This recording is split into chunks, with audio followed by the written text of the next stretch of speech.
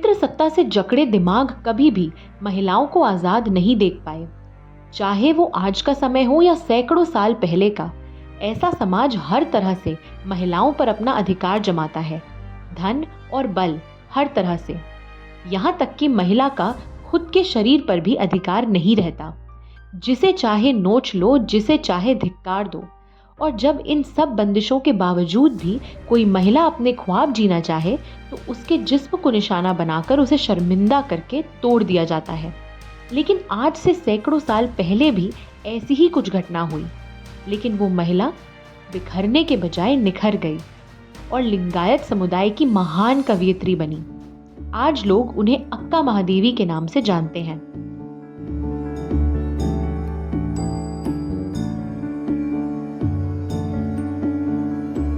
कहते हैं कि 16 वर्षीय महादेवी के रूप को देखकर स्थानीय जैन राजा उन पर मोहित हो गया।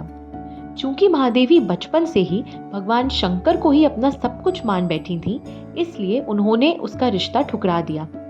लेकिन महिलाओं को ना करना कहाँ शोभा देता है, वो भी तब जब बात राजा की हो। कई तरह की बातें लिखी गई हैं और कुछ कहते हैं कि राजा ने जबरदस्ती शादी कर ली, कहीं ये कहा गया है कि कुछ शर्तों पर शादी हुई। बहरहाल धीरे धीरे बात बिगड़ती गई। जाहिर है महादेवी तो अपना पति अपने भगवान शिव को ही मान चुकी थी।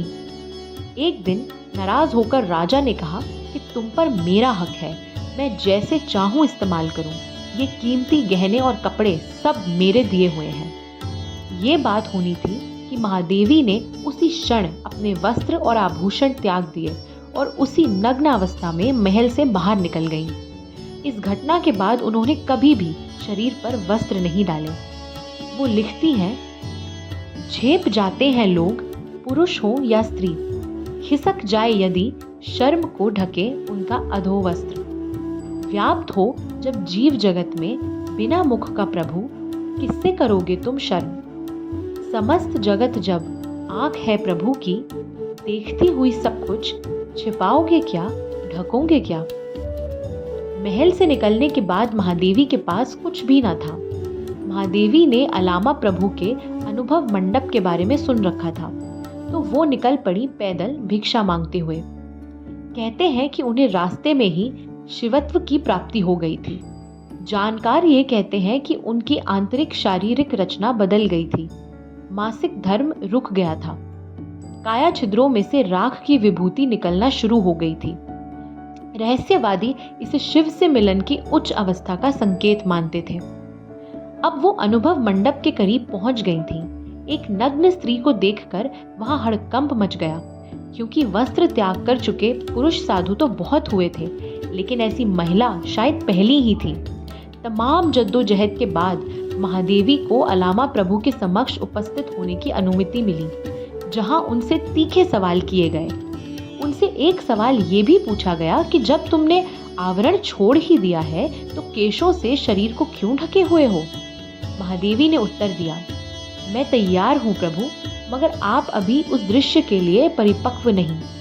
महादेवी का इतना कहना था कि वहां सब नतमस्तक हो गए। बसवन्ना ने उन्हें नाम दिया अक्का, यानी बड़ी बहन। इसके बाद से ही वो अक्का महादेवी कहलाईं।